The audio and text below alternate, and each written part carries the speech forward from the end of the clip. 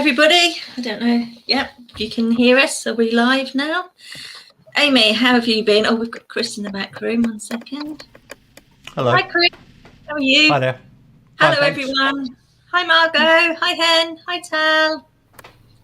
And Feline's flown past to hit the like button. I shall meet up with her later on after this stream. So how's everyone been? How's your day been? Busy, tiring. Busy, tiring.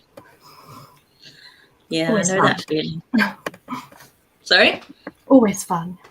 Always fun, yes. How about you, Chris? What have you been up to much today? Just the normal What's that? essential Nothing. food shopping. Okay. Done on your computer, yes? Yes, very hard work. It is hard work. It is. It is very hard work. Don't realise how exhausting a simple task like that is. Well, I say simple, but, simple to most people. Yes.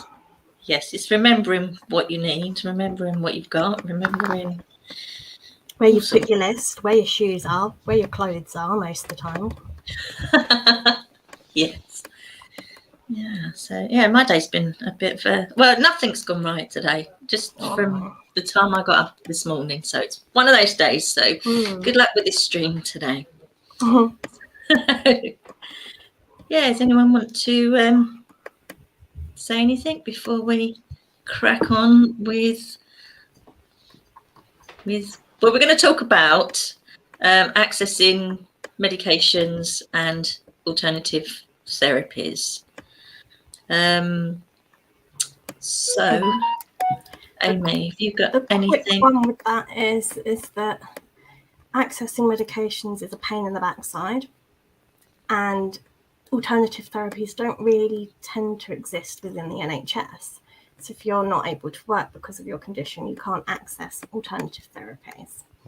And that's highly frustrating because they're quite happy to take away any pain relief, but then they don't give you anything to try and help you manage it. I mean, I did what was meant to be 6 weeks of pain management. It ended up, because of the pandemic, going on for about 1.5 years, which I was quite lucky for. But even they said, there's only so much they can do, and then they can't do anything to help anymore. So, and pain management is basically like CBT, teaching you to pace and so on and so forth. Yeah. But, it's difficult. Because the NICE guidelines changed, didn't they, like last year or yes. before or something? I'm very up on them. So and they were not very helpful. They're advising don't give any pain relief, don't give certain medications that are used off-label for chronic pain conditions like fibromyalgia. And they advise for things like massage and acupuncture and things like that, but they just take away everything and don't put any of that in place. And that just drives me up the wall. Yeah, if they're going to suggest things, it needs to actually be there and be accessible, basically, because I don't know how much acupuncture or something like that is, but I know I won't be able to afford it. It's with everything else as well now. It just goes up and up and up and up in cost. Sorry, Chris. Yeah, I think for me the major problem was if people aren't, from the UK, they just don't understand how central your general practitioner is. Basically, all medicine has to be prescribed in the UK. We don't really have much of an over-the-counter thing. So be it a hospital, everything goes back to the GP. He's your hub. And he can say no. Yeah. So you've also, as I said, you've also got the route of a private GP. Now, some private GPs will write you a prescription. Okay. They will write it off their own backs and take the full risk of prescribing you with that. But 90% of them want to do it in conjunction with your normal GP. So a cost of a private prescription might be £20, yeah, but that's just a prescription. So you'd have to pay for the private medicine on top of that. So what they would expect, or with a helpful GP, is to basically let the GP who's on the NHS write the prescription for you on his script. And again, that goes against the other guy taking the risk of prescribing it to you. So you're getting a bit of a catch-22. So, as I said, people go to a hospital and they assume because they've got a letter from the hospital prescribing this particular medication that they're going to be able to get that when they come back. And that's just not true. It's up to your general practitioner to prescribe it to you. You know, I've gone through that route myself. I've had letters written, and you know, the associated drugs were not prescribed for whatever reason. Yeah. So I think it's, you know, you do have routes, but they all come back to your general practitioner. And again, it really, and the same when it comes down to alternative therapies. You know, some people are more open, but officially they don't recognise them. You know, I got the approach of have a look at this association. Okay, can you recommend someone? I suggest you go to see a, you know, acupuncturist or whatever. Can you recommend one? No, I can't recommend one, but I suggest you go and see one, which is really sort of counterproductive. All I do is just go to talk therapy. Have you tried talk therapy? Yeah, once or twice. Well, I'll recommend you do that, but you have to sign up yourself to do it. I can't refer you. What annoys me with that, because everything now you can self-refer, but that is 6 weeks. It's 6 weeks. If you have other things going on other than just the initial reason they are telling you to go for is, you can't cover any of that in 6 weeks. There's just not enough time. Plus, in that time, you've got to build up a relationship. You've got to be open, and you've got to trust someone. And you can't. Not in 6 weeks. In 6 hours of sessions, there's no way I'm going to actually even reveal the root of my issues, because I won't be that comfortable. No. And that's like, on top of that, if you've got anything else on top. So some people that have undiagnosed conditions, ADHD, autism, etc., if you're higher functioning, it's missed. But that's also going to play into it. And those things are never considered, because we're not treating people as the whole. We treat a condition. You go to the GP practice and they go, oh no, you can't do that long list of things. And it's like, but all that list might help you diagnose it. Just going pick your top thing does not help. We can't give a whole picture if you're not willing to listen. There are some fantastic GPs out there. I'm not denying that. The ones I've met all have retired now. And I'm really disappointed by that, I have to say, because they were fantastic. And it seems to be the older ones who would probably were the ones that had to go and do more home visits and such, and know the older ways where you have that more relationship, but they can't now. I mean, it's funny to me, because I've been pretty lucky at getting appointments to like the rheumatologist, neurologist, and I have a lot of stomach issues, so to the gastroenterology department, and all of those that deal with the sort of pain side of things and the neurological side, they're the ones that tend to want to send you to these alternative therapies. I mean, my rheumatologist is always telling me, join a yoga class. Join a yoga class. I mean, she's obsessed with yoga, bless her. But the gastroenterology, I found them absolutely fantastic. They've seen me quickly. They've written letters. They've followed up on letters to the GP. They've done everything. I just had an appointment with them over the phone the other day, just as a catch up. They have seen me in person, and we had a good chat. And the next day or so, I got a letter with my next appointment, albeit next year. But they're so organised. It's all done like that, and I don't know why sort of the other departments can't be as good as they are. I just spend my life chasing everything. And this is the thing, I just don't have the energy to keep doing it anymore. Yeah. That's the trouble. I don't follow up on anything. I don't, because I haven't got the energy. I think that's the thing that people don't, you do. When I say you need help with accessing healthcare. It really shouldn't be like that, but unfortunately it is.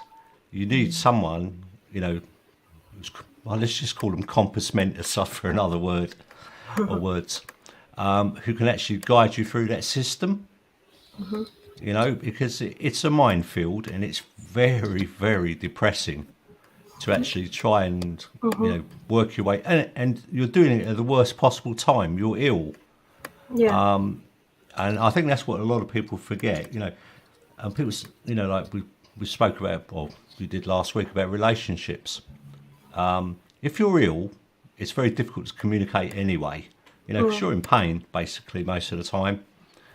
So, but you need other people to take a little bit of their workload off you, just to take a little bit of it off, you know. Speak to doctors on your behalf. And a lot of people are scared. They don't want to give, you know, the rights to their medical records to other individuals, but sometimes you just got to, you know, you've just really got to take someone else who you trust, who's prepared to ring up the doctor and, you know, fight your case. And if you're doing it all on your own, it's just going to drain and drain and drain you. You know, we all probably experienced the effort of getting to see a healthcare professional, you know. Yeah. How physically demanding it is, let alone, you know, disorganising or confusing us. It's just really difficult to actually physically get there, and you need someone just to say, oh, I don't know, I'll give you a lift to the doctors, I'll wait outside. Yeah, you know, just those sort of things. You know, well, considering even just getting to see a GP still, I struggle with. I mean, December, I got turned away. I'm not face mask exempt, and it wasn't law anymore, and they still refused to see me. And it's just ridiculous. Like, and you know, when you reach out for help, like that could have been the hardest thing in the world for someone, and then to just be shown the door like that is really demoralising. Yes. Sorry, just have to bring this up. This is plastic. By the time you get home, you've forgotten half of what the doctor said. Exactly. I take my daughter with me now. Honestly, I do. They just, I don't know, they mumble through everything, and you're so focused on what you want to ask them that I find that the system as well that we have at my practice, I can't see what the doctor's written up. It just says consultation. So though I can access some of my records, I can't see things like that. And that would actually be so helpful. I wouldn't have to worry about if I forget something, because he'll have noted it down and I'll be able to find it. You can't. I think the other thing is we all suffer a bit from white coat syndrome. You know, we get a bit frightened when we go to the doctors, no matter who you are. People say, well, you know, I don't care, I'll speak to my mind. But when you're ill, you can't. And the guy or the lady there just is saying stuff, and you want to say something, but you can't. You know, you're ill, your brain's not working. So it's a lot easier just to say to someone, you know, could you do this on my behalf? Yeah, could you speak and write it down? Absolutely. You know, when you go to the GPs, write it down. It sounds really condescending. Here, what's wrong with you? Give them a big list. And they say, do you want me to start at the top? I go, that's why I put number 1 on it. You know, let's just work our way down. If we don't get to 5, I don't care, but let's start at number 1. That's my priority, not yours. It's mine. So people just forget, you know, certain things. You just need extra help. And I find it so belittling. Maybe that's not the right word, but when I go there, I feel like I'm nothing. Yeah. You know, you could have the most important job, you know, you could be a high court judge, but when you go in front of that GP or whatever, you're a little boy again. Yeah, you're a little boy. That's how I felt. But ultimately, I said, you've got to I know it sounds hard to people, but you have to prepare to be ill. Right? Yeah. Well, you need to know in advance so that you can book an appointment. Yeah. Well, yeah, that's the trouble. I know people laugh about it, but it's even things like, you know, getting a prescription. Yeah. Now, we know it wasn't as easy during the pandemic. And I certainly walked one day to 4 different pharmacies to get my drugs because none of them had it in stock. So, you know, make sure you're Okay. online. Make sure you're online. Make sure you can order your prescriptions. Make sure you can get them delivered. And once you've done all that, start your illness. Right? Because that's how funny it is, really. You've got to start your illness. I can't fault my pharmacy, but I can no. fault my GP throughout that, because I'd go to pick them up and I put everything in 10 days in advance. So that covers for if there's a bank holiday or it falls over the weekend, things like that. And there's never been a problem. But all through the pandemic, I've either gone in, there's something missing, or they've not even received it. Nada. And you've got this pharmacy scrabbling around trying to find it, thinking maybe we've misplaced it, looking on their system going, they've not had anything sent down. It's like, how can you expect us to, deal with that when we've done our bit? All they have to do is print off when it's a repeat, sign it off, send it down, or even electronic signature if it's done that way. I think the other thing is what people forget about that is they can't even do loan pills. If it's not a, what they call them, when they're monitoring the drugs. I forget the name of it now. CDs. Yeah. So they can't say, I'll take a couple for a couple of days. When we open on Monday, come back and get the rest of them. They can't do that because they're not allowed to. It goes down all these things. I said, we don't do enough over-the-counter drugs. And what we also don't do, unless you've got a very good pharmacy, is make sure you're paying the appropriate costs for your drugs and medication. Because there are cheaper ones out there. Not everyone's on doesn't pay for their drugs. But they can, normally the pharmacy points you in the direction, say they're exactly the same, buy those off scripts or whatever. But it's, it's very difficult. I've got a friend, his children have all got haemophilia. Oh, like me then. He has, yeah. And it costs £108,000 a year to keep each one of them alive. Okay. So literally, what's that? £300,000 a year for the state to keep them alive in total. Now they used to deliver great big wedges of stuff to him, like a 3-month supply, and then it'll go off. So they then cut it back to, we know it goes off, we better make sure we don't deliver as much. But then, of course, it's so tight that there is no leeway. So the drugs are expensive. The GPs know that.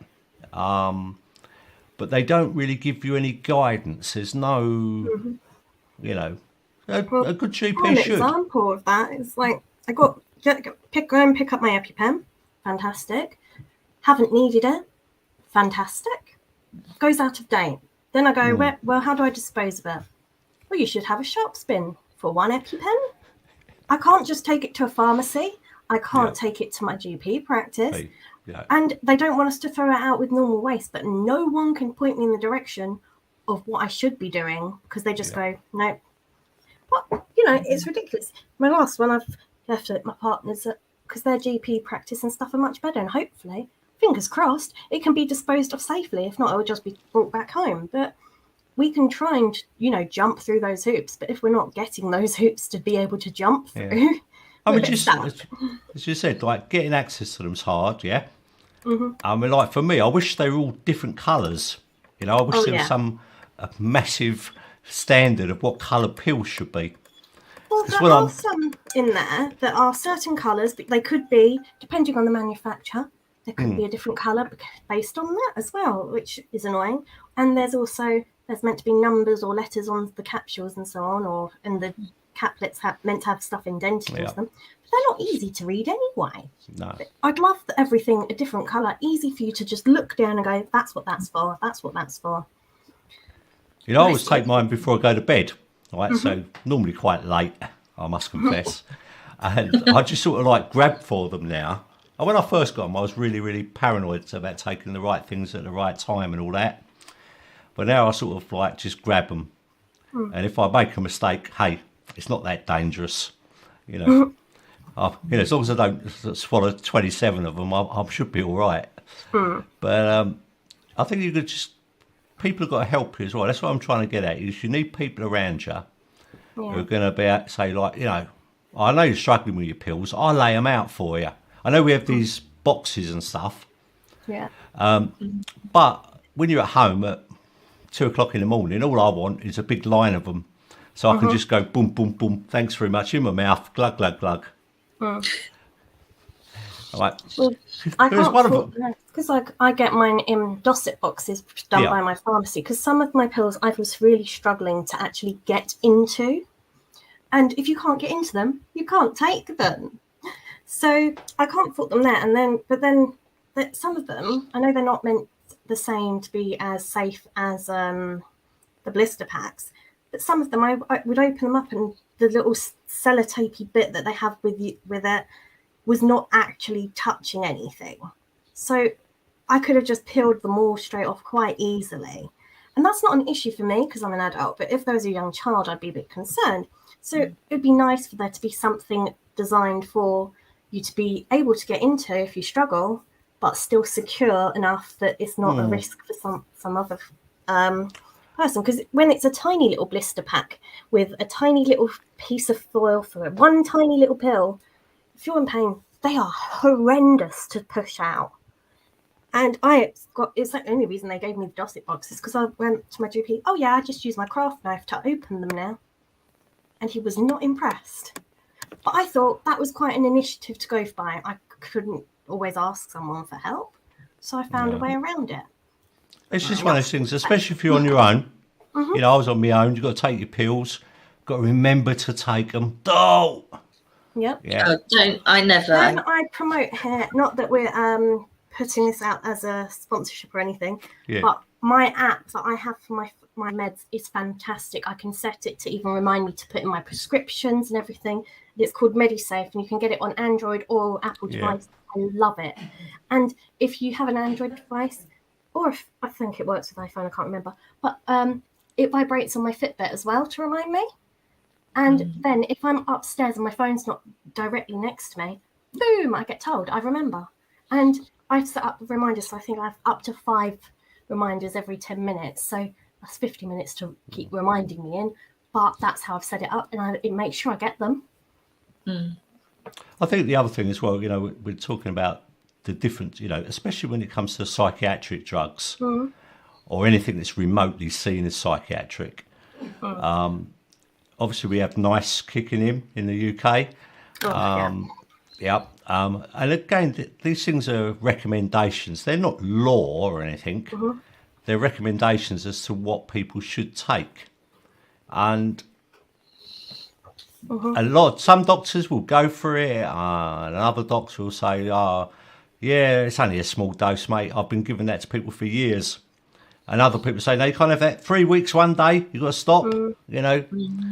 Okay, so what should I stop with? Well, it doesn't matter what I'm going to give you an alternative. You're going to stop that one.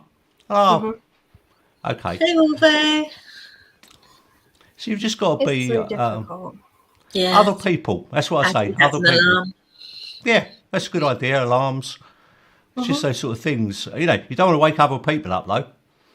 It's like, well, you know, it's one of app, it will sounds like a pill pot being shaped, which I quite like when I'm at home.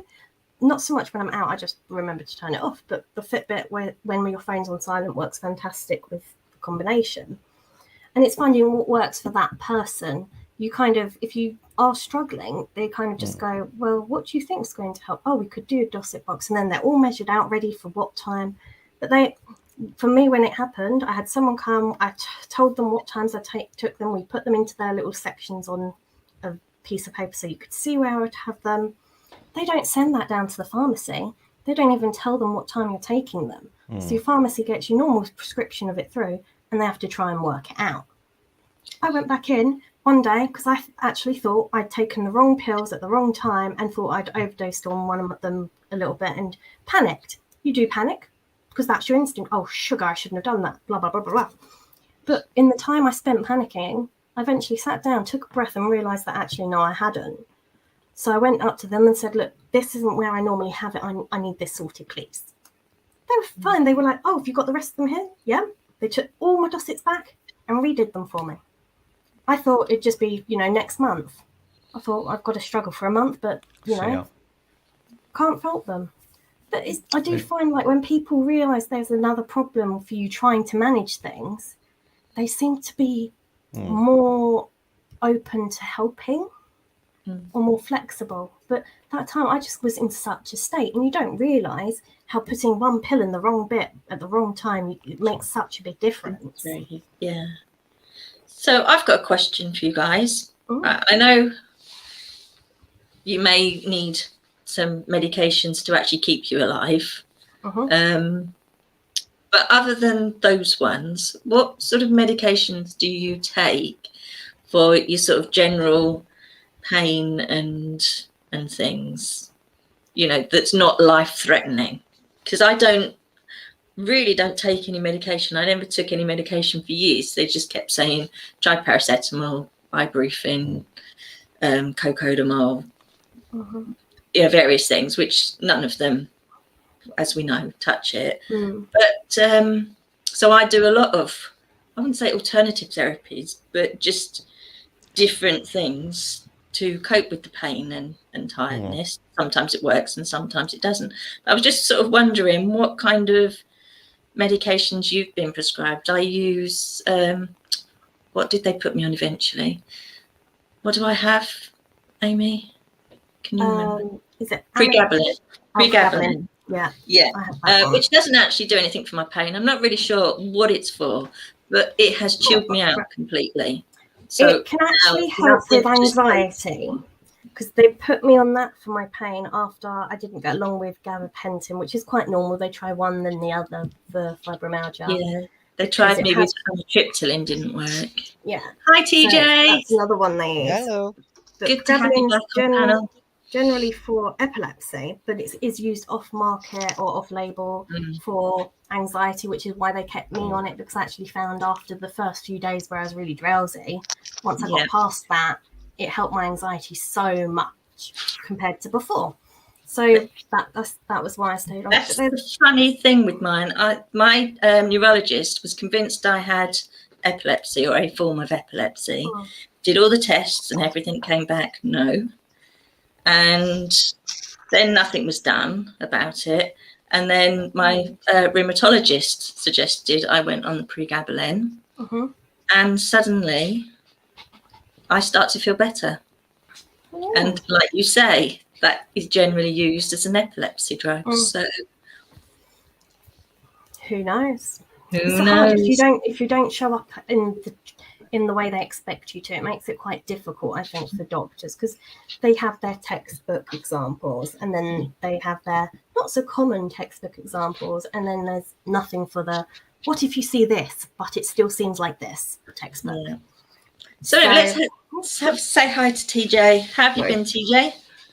I've been all right. I've torn my hair out. I've sweared at the phone. I've told the phone to go away in short, sharp, jerky movements. Throwing mine across the room. It's always a good one. I've nearly done that. Oh no, this was work. Oh dear. Financial new year coming up, and everything has to be in place, and you're just waiting for people to get back to you. So of course, a little bit stressed and a little bit tired. But talking about drugs, I don't take any drugs that they want me to take. Some people, that's their preferred way of dealing with things, though, as well. Because that, I want to just say that totally respectful of it being everyone's choice whether they want to take something or not. Yeah. So I think that's important. The reason I don't, because every single drug that they've offered me says, do not operate machinery, may cause drowsiness. May cause drowsiness, do not operate machinery. Tell me what a car is. Oh yeah, I know. That's a good one. Or a motorbike even, TJ. Yeah. Well, I can't, literally cannot walk to the nearest bus stop. I can't do that. I can't walk to the bus stop and then stand, because there's no little seat at the bus stop. Because they used to put like a little pole or two little poles next to each other that you could perch your bum on, but they've took them away because the scallies all sit on them of a night time.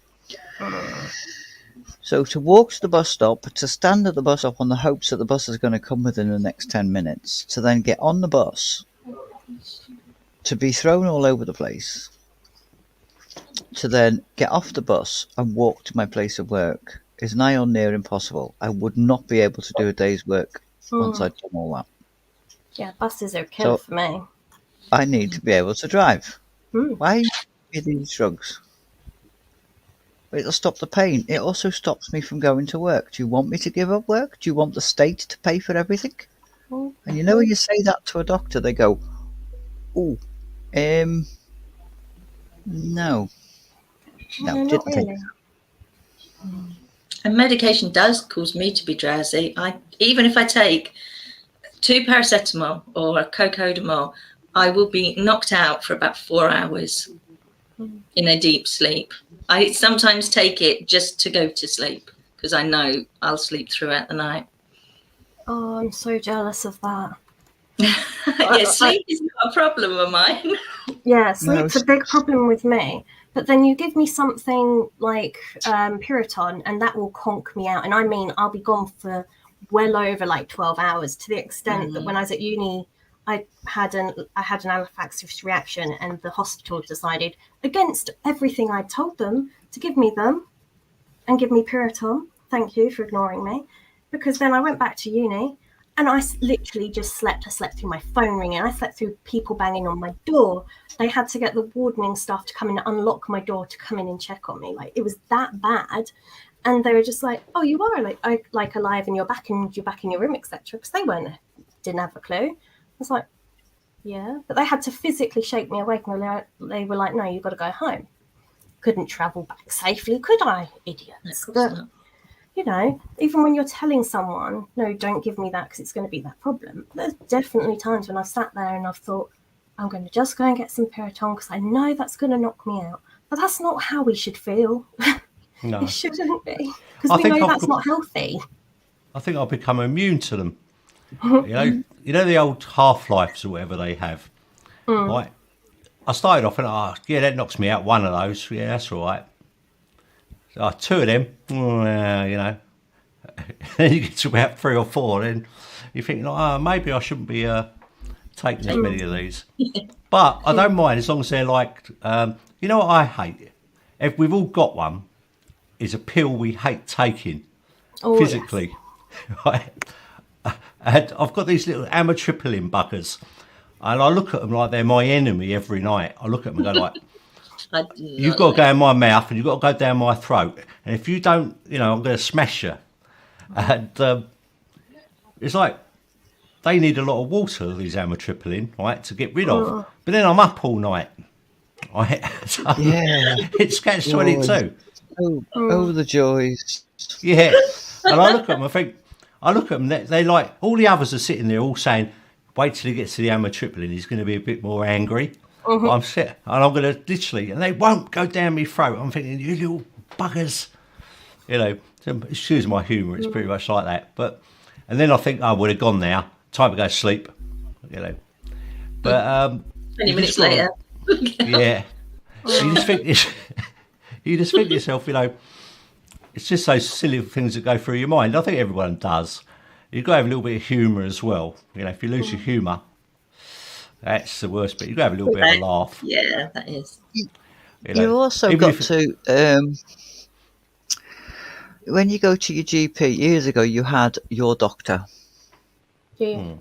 But there was something I saw in the papers today about that they believe that, like, I think it was 25% of deaths, and they could be avoided if people were regularly seeing the same GP.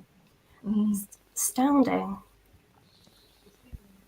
I mean, we knew that, but... No, I don't. At the end of the day, they're pill. All they do is dish out pills. I wish I could go to a vending machine. I kind of disagree with you there. But with my experience, I'm going to disagree with you on that point. I have to fight. With my experience. Because when I've seen the same doctor, when I've managed to see the same doctor, I've had help. I've been referred to the right person. I've had the right medication. They haven't tried to fob me off Fantastic. with something else. But when I say fobbing you off with something else, I take a tablet which NICE do not want to give people because it's extremely expensive. But I can't, my body doesn't formulate T3, levothyroxine. You're supposed to take levothyroxine and your body's supposed to change it into T3. So you take T4, your body changes it to T3. Mine doesn't do that. So they've got to give me T3. These T3s are £90 a tablet. So they don't want to give you. You can get them, apparently you can get them in Scotland, because Scotland has a completely different, if you need them, you have them. There's also Margot, natural you send desiccated. TJ these tablets. There's also natural desiccated thyroid, which they don't want to give you because it's not measured properly. Well, you're telling me to cut a tablet in half. I don't have minute scales, and if I did, the police would be knocking on my door saying, "What have you got those scales for?" Because Just my not much doctor wants me to. But the doctor wants me to cut this tablet, which is a 20 milligram, and you can only buy 20 milligrams, in half, and I've got to take 10 and then take another 10. So if I break it in half, it's going to be 8 or 12 or 5, a 3 and a 4, because it never breaks in half. But you won't give me. They are little white pills, yes. They're all little white pills. Levothyroxine, leocyanine. But it's ridiculous. It's like, how do you expect me to break that in half? It's not big enough to break in half. Do you know what I mean? It's literally not big. It's not big enough to put in a pill cutter. It would crumble. Yeah. Yeah. I mean, I used to work in drug safety and medicines for one of the large UK pharmaceuticals. So basically, there's 7 types of toxicology. I think it's a great word as well, poisoning, yeah. So basically, each drug goes through 7 different forms of toxicology. But ultimately, our metabolism is all different, isn't it? Yeah. You could get a man who's 6'6", you could get a man who's 5'3", yeah. So adult dosages are pretty variable, yeah. Yes. But when you get down to child dosages, okay, what they are is basically adult dosages taken down a little bit lower. So basically, a child is basically taking an adult's dose, and they take an approximate guess of how big and tall he should be. So I think, and the other thing is what we don't see here in the UK, but I'm sure if you get the American version of the pharmaceutical, whatever you're taking, the labelling is a lot more intense, yeah? So what you will seriously? So what you will get is you won't be able to fit the pills in the package because there's so much bump fitted in with them. And if you care to go through it all, there's normally some sort of breakdown on there of how much, the drug is, how much you take, yeah? Yeah. So, I mean, as you suggested there, Patty, it's all about, different people's sizes, what they should be taking. The half-life of the drug's important because a lot of them just stay in your system, don't they? And some just disappear pretty quickly. So you may have built up a natural dosage in your body after a period of months. But ultimately, it comes down to, as we said, how much they cost. I don't think now, I've taken one of my pills now for, 18 months, 2 years. And I think, hey, if I miss a day, there's probably enough in me. I miss 2 days, there's enough in me. So and again, that's probably pretty true because most of them do build up inside you. It's like paracetamol. I mean, you're meant to take those consistently, aren't you? Because their half-life is very short. So you take them on a given, say, 4-hour period to act as a painkiller. Yeah. Not that you want to take, I was on 8 paracetamol a day. Didn't like that. Or what's the maximum? 4,000 milligram. Don't know. Yeah. So, but you don't want to take them, forever, do you? None of us want to take them. No, of course not. No, but again, sometimes you can vary them a little bit. And I think the GPs know that as well. It's not. Can I just ask Patty Yeah. something? Sorry. Patty. Hello. It's the. Happy birthday. The colour of the tablet, is that the box or the actual tablet? Because our Whose birthday boxes is have it, different. TJ? It's my nephew's Patty birthday R. today. Oh, is it her birthday? Happy birthday! It's my nephew's birthday today as well. Happy birthday to your nephew. Thank you. They've just wished her happy birthday. Should we sing it? Patty No, we're R. not allowed put to sing there, it. It's copyright. like the actual tablet. In the UK, all our levothyroxine tablets are white. I'm on 150.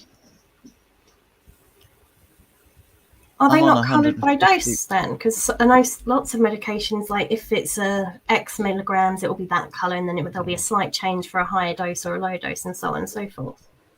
No, They're all our the same. levothyroxine is, Oh. they're all the same.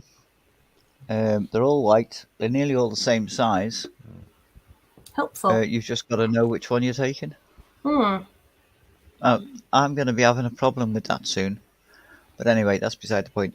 Mhm. If I show you, you'll see all 3 tablets are the same size, Oh. diameter are the same size, but thickness. One's a bit thinner than the other, and one's got a letter on. Hmm. I And think it's the not other a thing as coloured well, letter.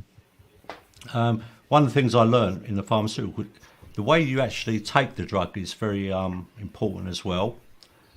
Orally, inhalation's very effective. The other one, there was a lot of development of like through the skin with high pressure air guns. Because literally you're getting into the bloodstream so much quicker. Therefore, I think in theory you need less of them. The body's not absorbing them through the other. So sometimes they could, just a variation. There'll be a variation on what you take, inhalated or as a pill form. I don't like the ones up my nose. I hate. Oh. And the other one, I remember going to Spain when I was about 12, and they gave me earache. Oh, gave me spray. Yeah, and they gave me some suppositories, and I Oh. couldn't work it out at 12. I'm going to the doctor, right, earache. And he's going, I'm like, no, mate. Put me off of suppositories. Oh. But you got to have I would say you got to have a laugh about things, and if you're in doubt, you really, I'll be honest with you, trying to get hold of a GP is a nightmare. You're better off with a chemist. Yeah, Yeah, better the off with a chemists are chemist. actually quite good. Speak with the pharmacist. They know Yeah. their medication. That's their job. They're Mm. fantastic. And they'd rather you ask. If you go in and even if it's just for a cold medication, check you can take it with your other medications, because sometimes they interact. Sometimes they can be the trigger for making you more drowsy and so on and so forth. But our pharmacists are really undervalued, I think, it's over here anyway, Yeah. because they are so fantastic and clued up on the medication. Sometimes the GPs are nowhere near that, because let's be honest, they have to know, they're general practitioners. It's going to be general. They can only know so much in the time they have to train. That they're human at the end of the day, not computer systems or robots. No. I've just seen When I get upset with paracetamol, yeah, I think to myself, well, I was on 100, I don't know, 8 a day, yeah? Mhm. So I was getting a box of 100 from the old pharmacy. So it wasn't lasting me very long. And then I go into a normal shop and they'll only sell me 16. Yeah, I'm like- only 2 boxes. Yeah.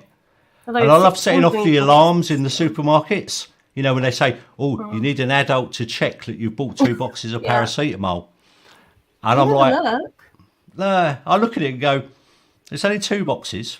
2 boxes. You know, I need about 100 to kill me, but I can get them from the chemist." I can tell you now from my own experience there, but no, you've got to be a bit more. Now. Yeah, I just try and have a bit of a laugh with them now. I know it's a sad subject, it really is, because we all feel pretty shit when we take them. But you've got to have a little bit of small things. That's why I look at it. Small things in your life. Look, you know, I wish you could play tiddlywinks with them, but you can't. They don't give you a tiddler or whatever they call them. They don't kind of flick the right way. They don't flick the right way. You know, trying to flick them in your mouth or something. You never know. But inhalation. When they start like breaking down as soon as you put them in your mouth, so you can taste them. That's my biggest thing. For people who are not, 3 of us are from the Bromley area. I don't know if okay, I'm not allowed to say it. But London. London area. Were you aware that the pill was actually developed in the borough of Bromley, London, out of London? Glaxo Wellcome, which is now Glaxo Wellcome. So the Wellcome Foundation in Beckenham was where the pill was actually first developed, and the use of using calcium to bring it into the body. So before that, people had a bit of a go. You know, grind up a bit of this, a little bit more. Yeah.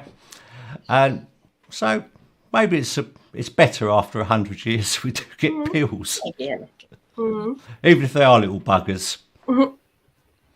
But have we got any advice for the people watching of, you know, what to do? Any advice to give anyone? Write to your GP if you can't get an appointment. That's the thing. And I've now taken to actually dating when I hand them in, because mine's only up the road, so they get hand delivered because my post doesn't arrive.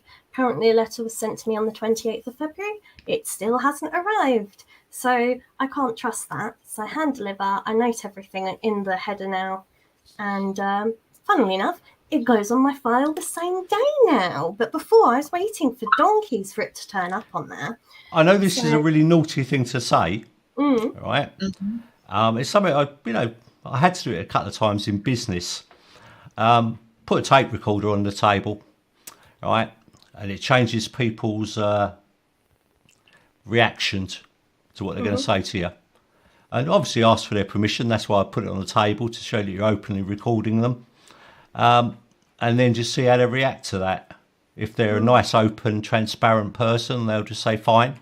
If they've got something to hide, they will invariably make protest at it. But it does work. Just say I'm going to record it. Thank you. And most mobiles now, you can actually do recording for a phone call, which I found. But I mean, I'm not saying to do it, but it just gives them a little G up. Just the fact that this guy's prepared to record the conversation, and I say, well, it's because I'm forgetful. Yeah. And they go, okay. I said, you got it down on my notes. I'm forgetful. And they go, yeah. Okay, that's there, so I can listen to it when I go home. But it does focus their minds. Yeah, I'm always too embarrassed to sort of say, "Can I record you?" I don't know why. But then I always have a list of everything. Literally, I love making. Yeah, and I'd love to give them a list before I went. I've taken as well to writing funny comments on my medication repeats, the repeat prescriptions, to see if they actually read them. But that's just me. Yeah, my phone's supposed to be on silent. I don't know why it's not on silent. It's because phones don't always decide to play ball. No, it's that time. Yeah, so just think about recording them if you have to. Sorry, what's that?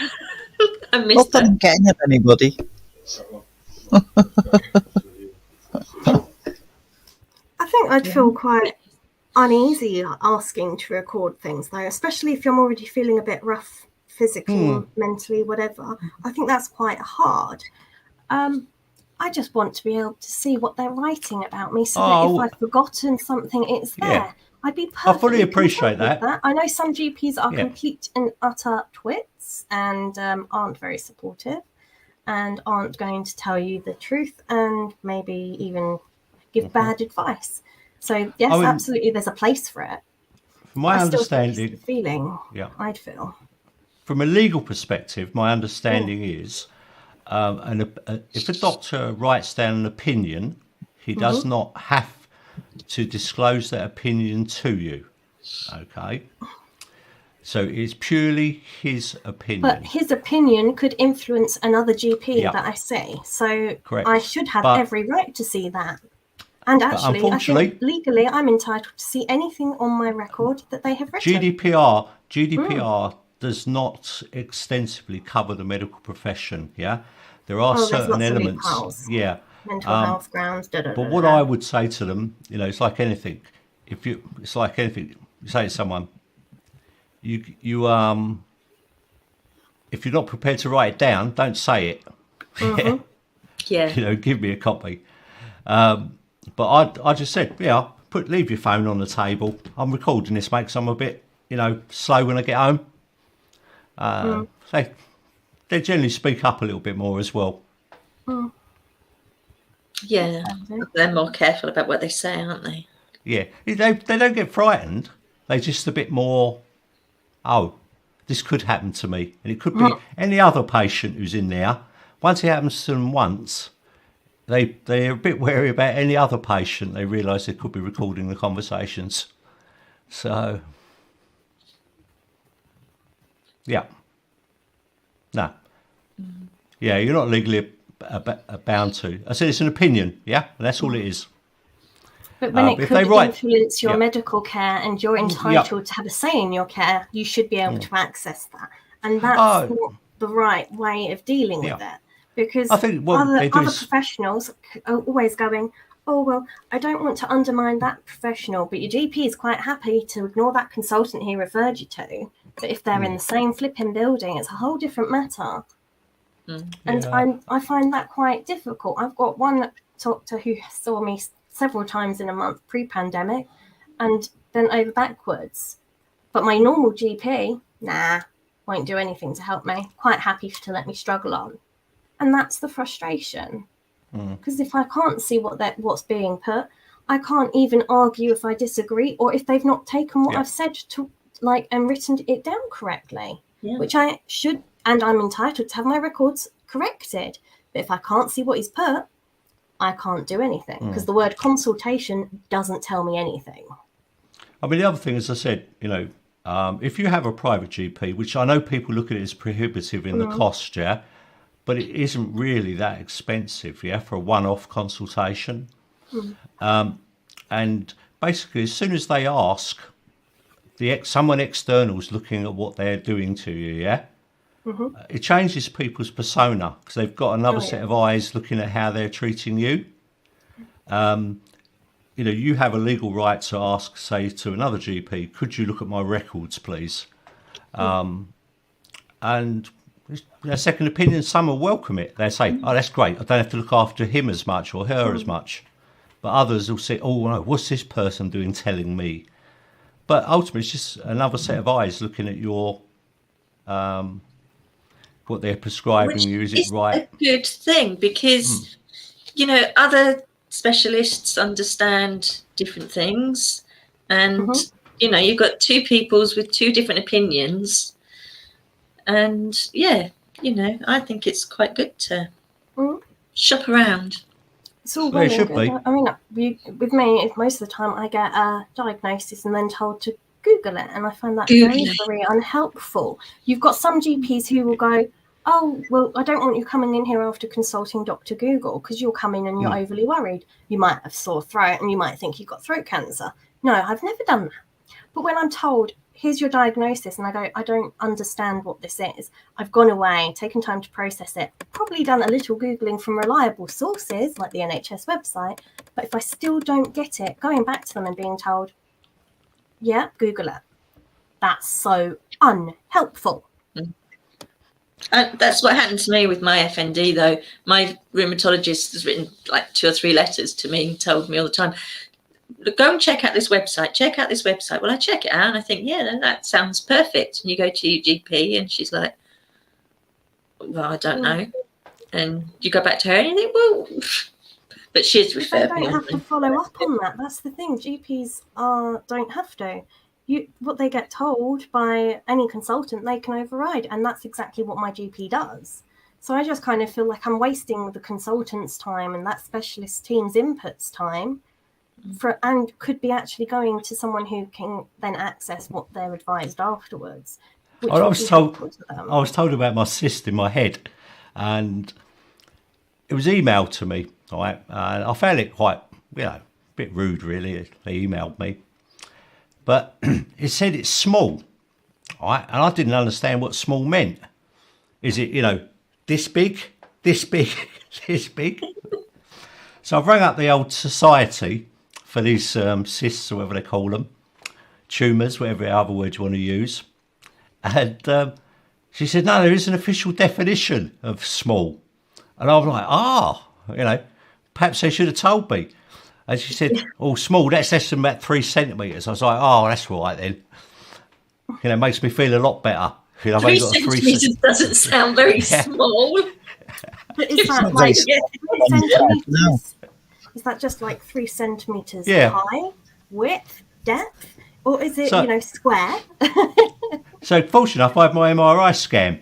And when I spoke to the bloke who did it, I said, how do you read these, mate? He said, there's free software on the web you can use. I was like, all right, I'll have a look. And he said, if you're not sure what you're looking at, I said, no, that's probably the case. He said, it's over to this side, and he said, you'll see it. So I did laugh. But apparently, yeah. Well, it's about that size, but it was just when the email came through, it was like, it's small. And I was like, oh, all right, fair. So it's not just me. That's no. 3 centimetres in my head. It's not going to have much space. No. There's not enough space in there really for it anyway. Our brains are There's pretty probably plenty of space in my head, but I just thought it was just so I got it. If I got it by email, I thought like, all right, it's me. Am I going to die tomorrow? Am I just going to? And then the guy said, no, I've looked at it, mate. It's small, and I was like, oh, all right. Yeah, what's small mean? It's in my head, mate, not yours. Yeah. But you got to look at some of these things. But the thing is, in your head, it's not really the size of it, is it? It's where it's located, where it is, what it's pressing on. What Because that's when I had meningitis, that affected different parts because of where the swelling and everything is. I mean, yeah. He said he got headaches. I said, yep, I told you that. That's why I came to see you. That's why I'm here. Oh, that's a classic, that one, isn't it? Yeah. Why are you here? Look at Because I'm feeling. Well, we'll give you these tablets. What do? Well, they stop you feeling sick, but you need to take these tablets as well. Why do I need to take those tablets? Because they put a lining on your stomach, but they make you feel sick. Yeah, I don't like omeprazole. Is that what you're talking about? Which? Omeprazole. No, when I was going through finding out what was wrong with my thyroid, they gave me carbamazole, which is something that stops your own thyroid from working. Yeah. Give it a break. So that stops your own thyroid from working, and then they give you levothyroxine to a standard dose. And I've always argued this. I think I've said this on your stream before, Caroline. Yeah. When you take an animal to the vet, they weigh it. Yep. Mm-hmm. You get a medication based on weight. On weight. Weight and build. I am not a Jack Russell. I am not a Corgi. You're a Rottweiler. I am not a Springer Spaniel. I am not a Greyhound. I'm as tall as a Greyhound. But I'm no more, as Caroline said, a Rottweiler build. Maybe an Alsatian build. Do I do as much running around and working as an Alsatian? No. Let me just. Bye, See you hen. See you in a soon. little while. I think you just, yeah. So I mean, why are you giving me the same dose as the woman that sat next to me, who's 5'2", 8 stone, size 6, 4, whatever, It's easy. when I'm They don't have to 5'11", nearly 15 stone, and built like a brick shithouse? Yeah, I mean, unfortunately, that's how, a lot of drugs are developed, yeah. Have you ever seen a hamster eat? Because they always amaze me, They stuff their Looking at their pouches. cheeks. right? Because they will take all their pills in one go, yeah? Huh? Yeah. Yeah? They just stash it definitely in like there. that. And there are some humans whose bodies act the same bloody way. They'll just eat a lot of it, but it doesn't absorb it at the same metabolic rate. So they have to take an approximate. There's no other way they can work it out. I said, give a hamster what you eat. They'll eat everything in one go, yeah? And our body's pretty much like that as well. Some of us will absorb it, some won't. Yeah, there's obviously an average figure that people use. And I was watching one on watching a 6'6" man on the sofa. They were seeing how many calories he did by moving and doing nothing. It was tremendous. His energy usage was far greater than the person sitting next to him. And they were both sitting doing nothing. But the big 6'6" guy, just to keep his body going, is burning up calories like a good one. So it's unfortunate we're all different. Maybe it's good, maybe it's not, But it's the but same as one after size a doesn't while- fit all.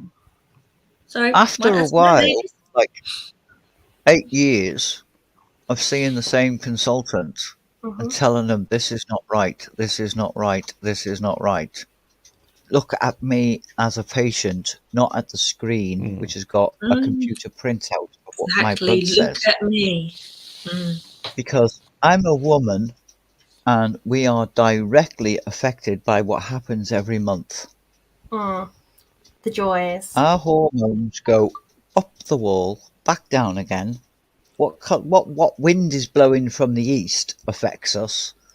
The moon affects us. The tides affect us. And I'm not just saying women, but it does affect men as well.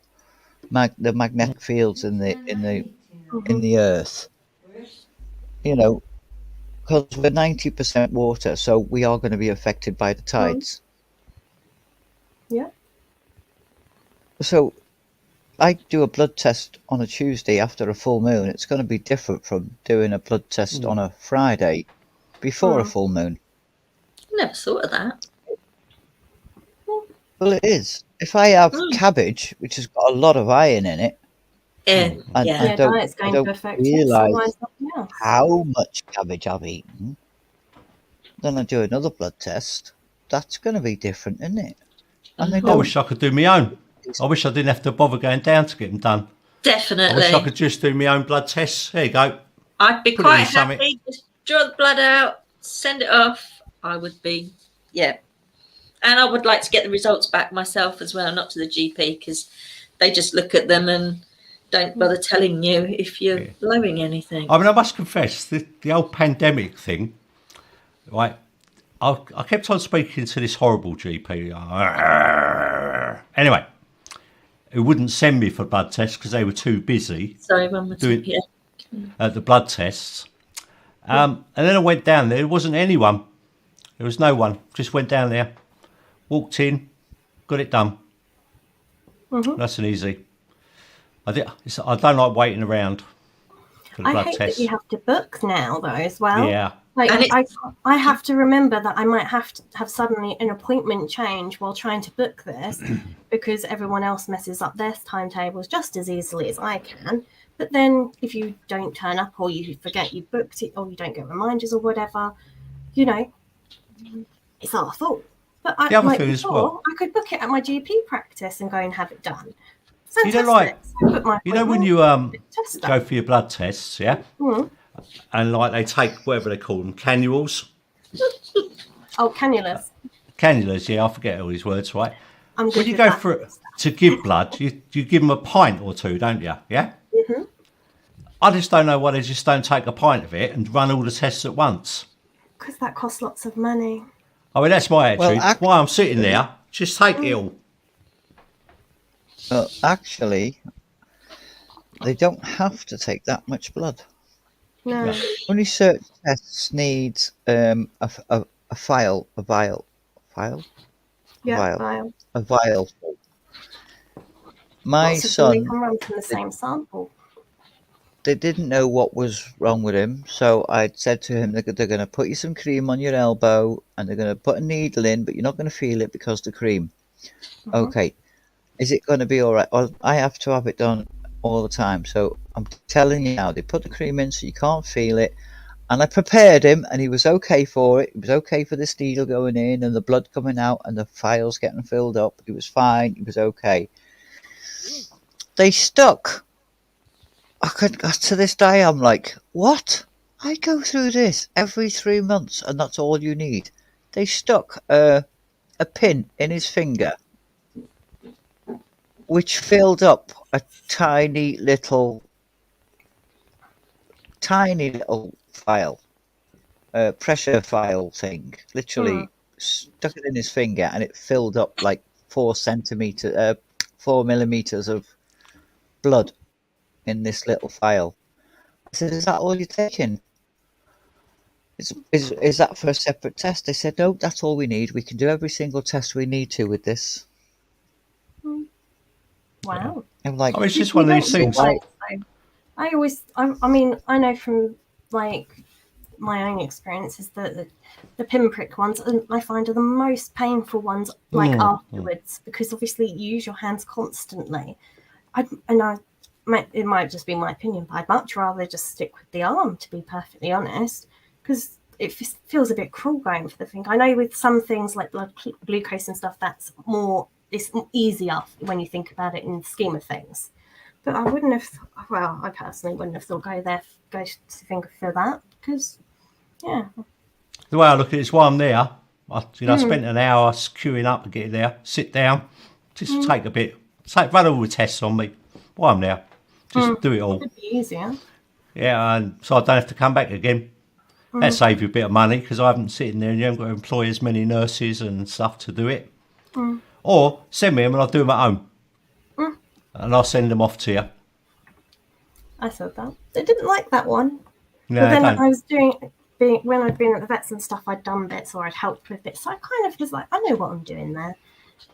They weren't so keen on me doing my own. But yeah, but I think there's a lot of things that would be so much easier in the whole scheme of it. Like going to the hospital was never really convenient for everyone. Older people couldn't get there. So when my practice started doing them on site and having a phlebotomist in, fantastic. I was absolutely over the moon with that. They stopped it all, and then everything's come back after the pandemic, and that hasn't. And I think they've really kind of knocked themselves there, because I think for a lot of people, getting to their GP practice is easier than getting to a hospital. It's easier than you going to pick up your flipping blood test sheet, lose it by the time you get an appointment to go elsewhere. And You might as well go to the hospital. I've just fed up with it. Totally disheartened with the way they treat people. Our system is very broken. Yeah. Sorry, guys. Yeah.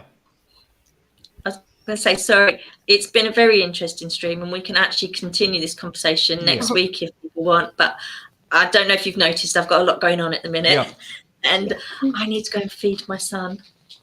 So I'm going to have to end it for today here, but we will be back next week. And if you want, we can continue with this subject, because it's obviously something that's quite interesting. Medical is never ending, let's be honest. No, exactly. But I want to thank everybody that's on panel today. Thanks, TJ, for jumping up as well. And thank everybody who's still watching the chat. And we will be back next week. And take care. And we'll see you all. See you all then. Bye. Bye. Bye. Sorry,